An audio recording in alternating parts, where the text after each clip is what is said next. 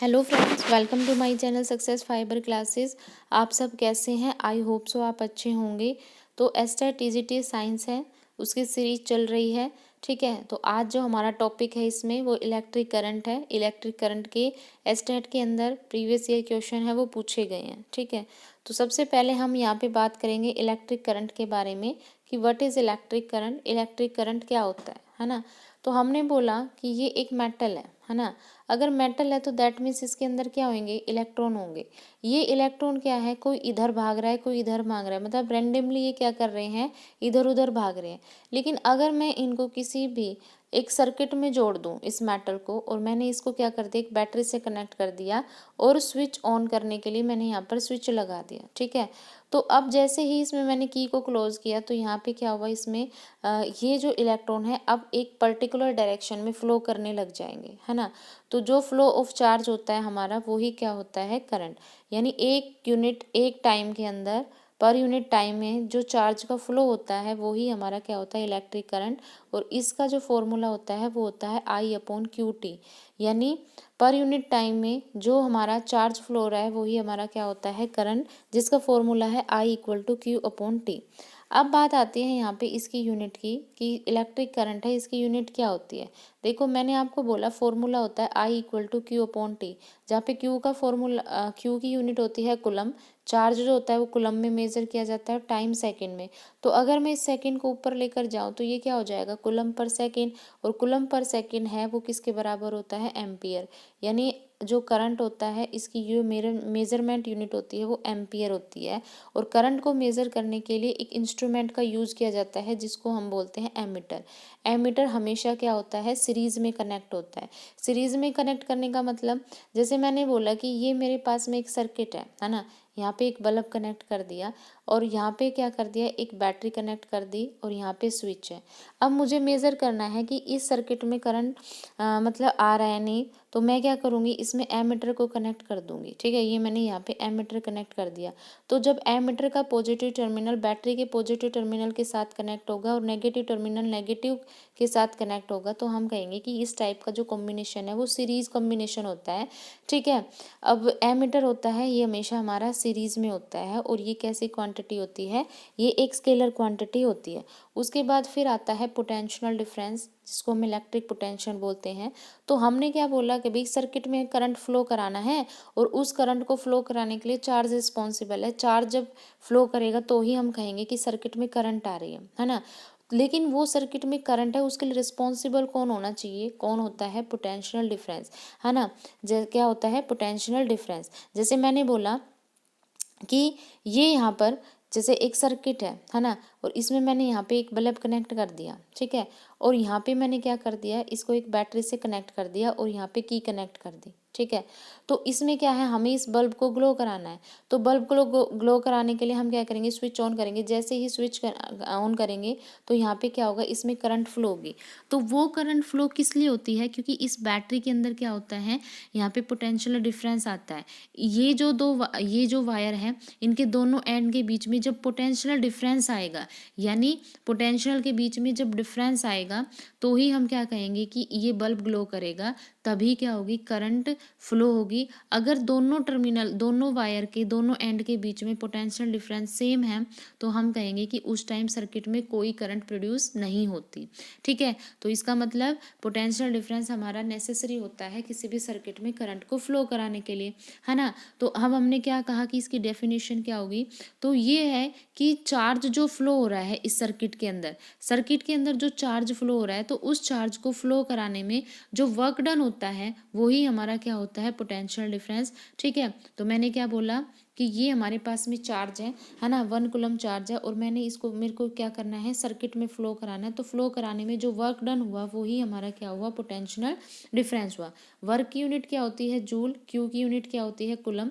तो यहाँ से जो इसकी यूनिट निकलेगी वो क्या होगी, जूल पर कूलम, जिसका जो बराबर होता है किसके, वोल्ट के। यानी वोल्ट किसके बराबर होता है, जूल पर कूलम के।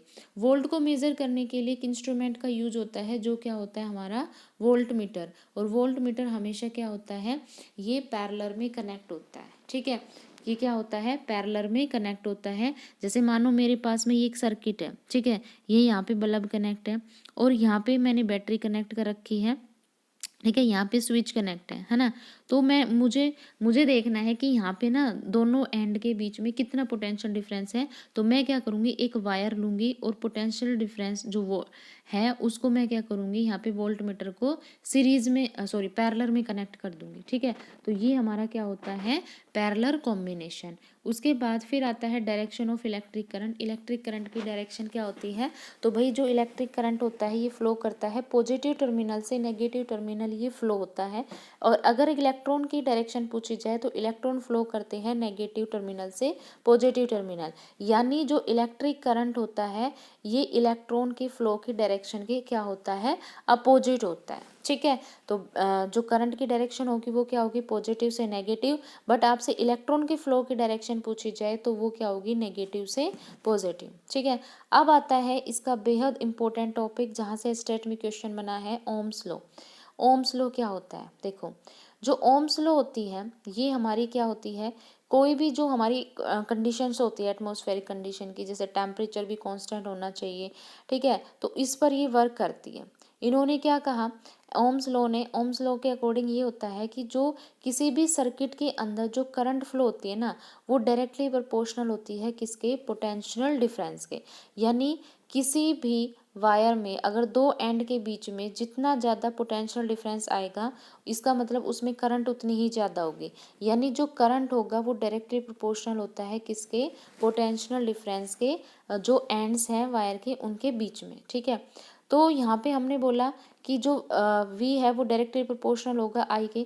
तो यहाँ से अगर मैं ग्राफ प्लॉट करूँ है ना, वी के बीच में और आई के बीच में अगर मैं ग्राफ प्लॉट करूँ तो जैसे हम, इसका मतलब क्या है, डायरेक्ट प्रोपोर्शनल का मतलब होता है जैसे जैसे करंट बढ़ेगा वैसे वैसे क्या होगी, वोल्टेज बढ़ेगी, या फिर जैसे जैसे वोल्टेज बढ़ेगी करंट बढ़ेगा, है ना।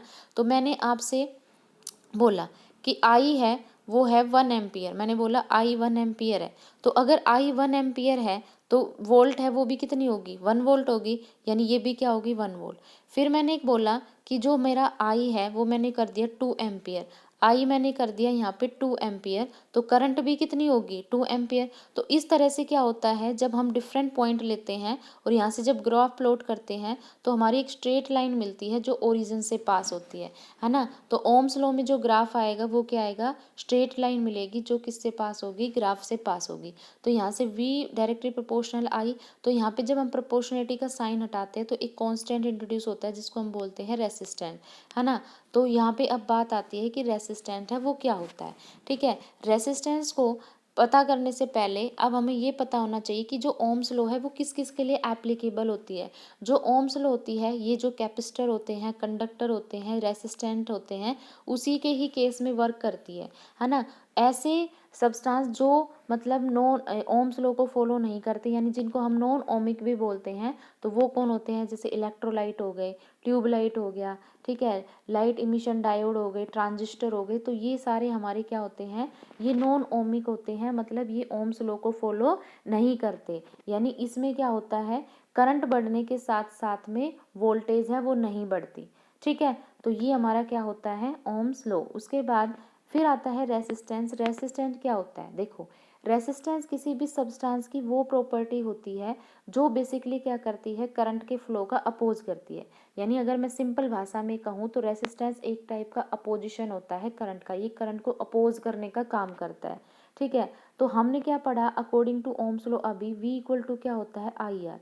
अगर मैं यहाँ से रेसिस्टेंस निकालूँ तो ये क्या हो जाएगा, V अपॉन आई, यानी दैट इज आर। तो इस फॉर्मूले से आप देख सकते हो कि जो आर है हमारा वो करंट के क्या है, इन्वर्सली रिलेट होता है। यानी करंट जैसे बढ़ेगा रेसिस्टेंस क्या होगा, कम होगा। इसलिए हमने क्या बोला कि रेसिस्टेंस क्या होता है, एक टाइप का अपोजिशन होता है जो करंट को अपोज करने का काम करता है ना। और रेसिस्टेंस कैसी यूनिट होती है, ये एक स्केलर क्वांटिटी होती है। ठीक है, उसके बाद फिर आता है कंडक्टेंस। कंडक्टेंस क्या होता है, अभी हमने बोला कंडक्टेंस होता है ये रेसिस्टेंस का इन्वर्सली प्रोपोर्शनल होता है।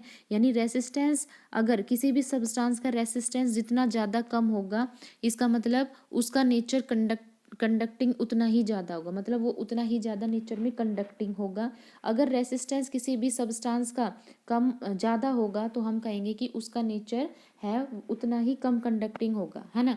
जैसे इसके बेस पर हम डिवाइड भी करते हैं सब्सटेंस को, एक होता है हमारा कंडक्टर और दूसरा क्या होता है इंसुलेटर।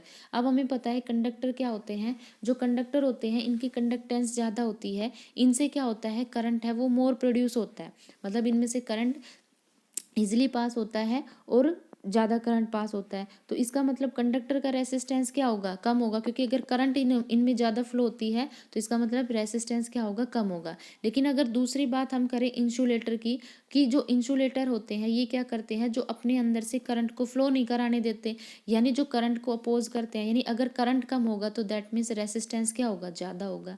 यानी इंसुलेटर का रेसिस्टेंस क्या होता है, ज़्यादा, और कंडक्टर का रेसिस्टेंस क्या होता है, कम होता है। तो कंडक्टेंस क्या हो गया यहाँ से, कंडक्टेंस इक्वल टू होता है 1/r, और यहाँ से अगर हम यूनिट निकालें तो रेसिस्टेंस की यूनिट होती है ओम, क्योंकि ये ओम्स ने दी थी इसलिए उसने अपने ही नाम के बेस पर अपने कांस्टेंट का रखा था नाम ओम, तो इसकी यूनिट क्या हो गई, ओम।